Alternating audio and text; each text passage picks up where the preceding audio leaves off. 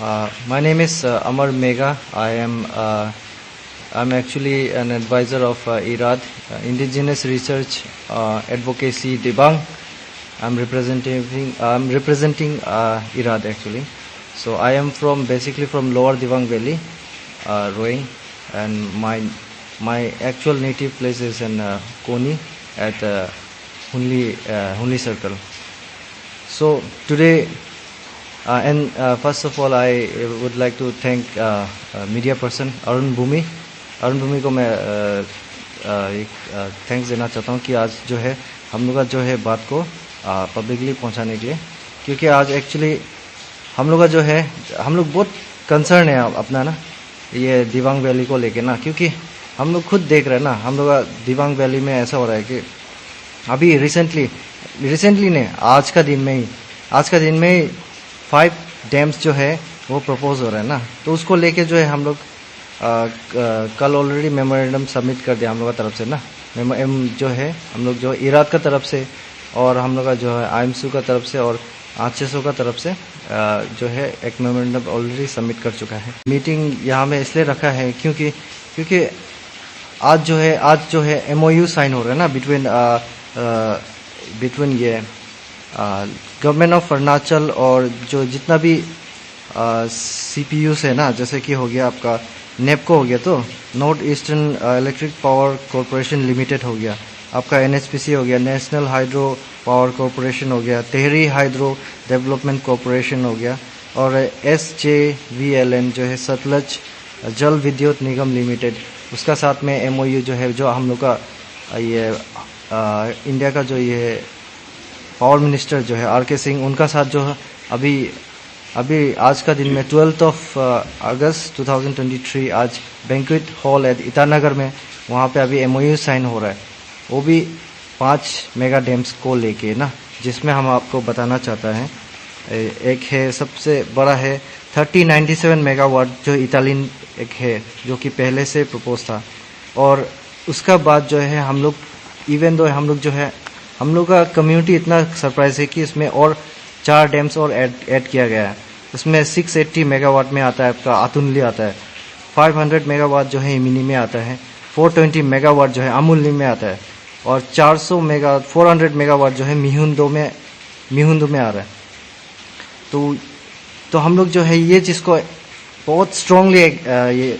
Against करते हैं ना, क्योंकि हम लोग नहीं चाहता है DMP इज एनफ ना, DMP हम लोग के लिए काफ़ी है, क्योंकि वो DMP को लेके भी हम लोग बहुत सारा फाइट कर चुका है, तो हम लोग का सीनियर्स लोग भी बहुत सारा फाइट कर चुका है। अभी DMP is more than enough, क्योंकि हम लोग का पब्लिक भी कुछ समझता है, कुछ जो है नहीं समझ रहा है ना,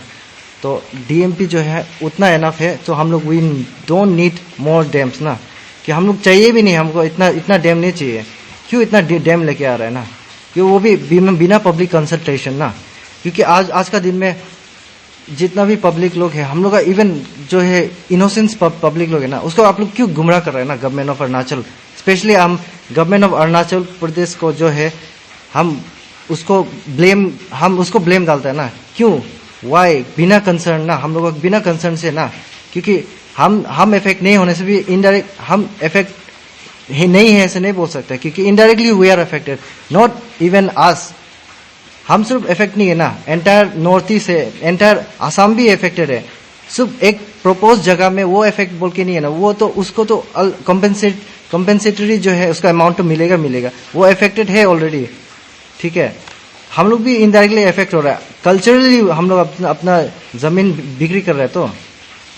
तो इसलिए इसको लेके हम लोग बहुत सीरियसली एक्चुअली हम लोग इराद जो है ऑलरेडी जो कंसर्न जो है जो लिटरली जो बहुत सोसाइटी को सोच के अपना कल्चर को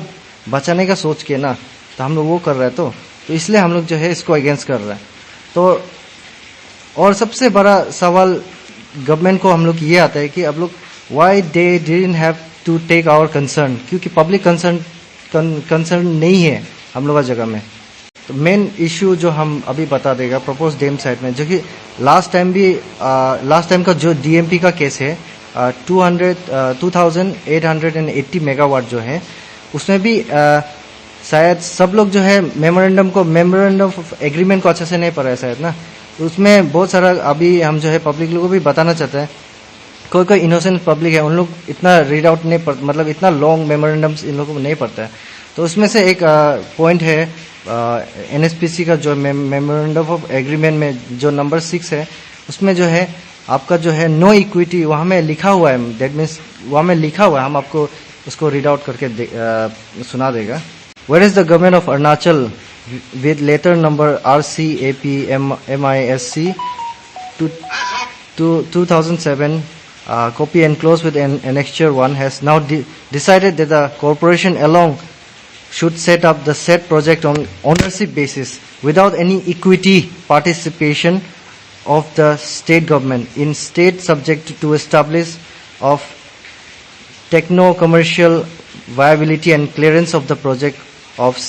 CEA and MOEF. The state government, however, will continue to provide all possible assistance to the corporation in developing the project. इसमें हम अच्छे से समझा देगा। इसमें ऐसा लिखा हुआ है,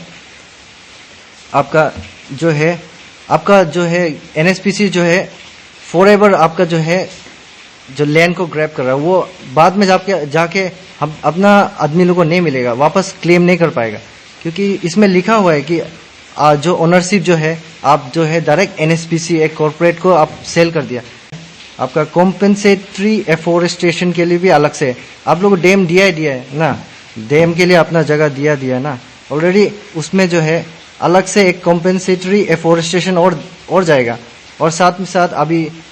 आप लोग को सबको अवेयर है कि नेशनल पार्क भी इसमें जा रहा है, नेशनल पार्क के लिए भी डिक्लेयर कर रहा है, वाइल्ड लाइफ सेंचुरी डिक्लेयर कर रहा है हम लोग का जगह में,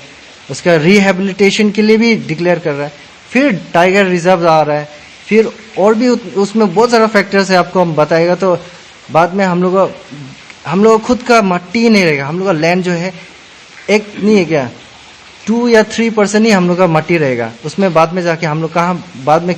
कैसे क्लेम करेगा, बाद में गवर्नमेंट लोग ले जाने का बाद आप लोग कैसे क्लेम कर पाएगा। उसमें भी जैसे कि फॉर एग्जांपल हम जो है एज ए एग्जांपल हम जो बता रहे हैं, जैसे कि ये एक पूरा एक अनिनी हो गया, समझ लीजिए, मतलब एक अनिनी हो गया, यहाँ पे आपका 17 डैम्स हो गया, ठीक है, 17 डैम्स हो गया। इसमें आप एक जगह देख लो, आपको कंपनसेटरी एफोरेस्टेशन के लिए एक जगह अलग से वो देगा बोल के बोल रहे हैं, फिर नेशनल पार्क अलग से देगा, आपका वाइल्ड लाइफ सेंचुरी, रिहेबिलिटेशन के लिए, टाइगर रिजर्व के लिए, डिफेंस के लिए, फिर ऊपर से गवर्नमेंट का प्लॉट होगा, फिर उसमें आपका जितना भी डैम्स जो ये सीपीयूज है, जितना लोग भी आएगा उन लोग का अपना अपना एक एरिया बनाएगा, पार्क बनाएगा, अपना रेसिडेंस बनाएगा, लेबर कैंप बनाएगा, नहीं है क्या, और कैंपा भी आएगा उसमें ना। तो ये सब देख के तो बाद में जो हम लोग ये पब्लिक लोग ये समझाना, ये जो एग्जाम्पल हम ये सेट कर रहे हैं, क्योंकि एग्जाम्पल्स इसलिए दे रहा है क्योंकि पब्लिक लोग समझो ना, क्योंकि हम लोग अपना लैंड जो है उन लोग को लीज में नहीं दे रहे हैं ना, हम लोग अपना जमीन बिक्री कर रहे हैं, बाद में जाके हम लोग जमीन नहीं होगा तो बाद में कैसे हम लोग,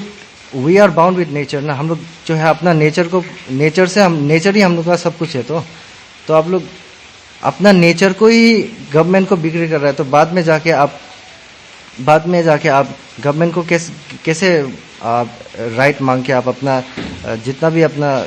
जो कल्चर एथिक्स है उसको कैसे फॉलो करेगा। मेरा नाम तिवाई मियू है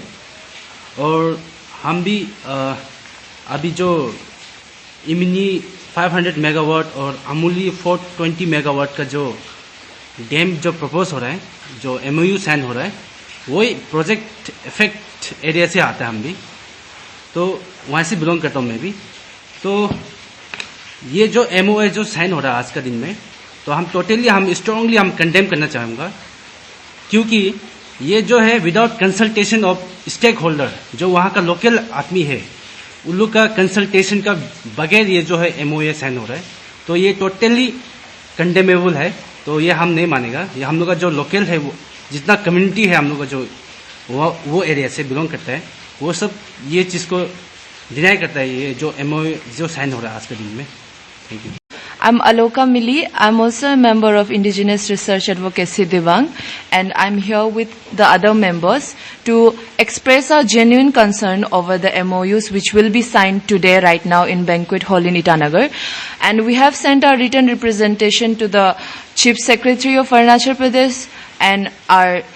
Chief Minister of Arunachal Pradesh, Shri Prema Khandu, and the Governor of Arunachal Pradesh and the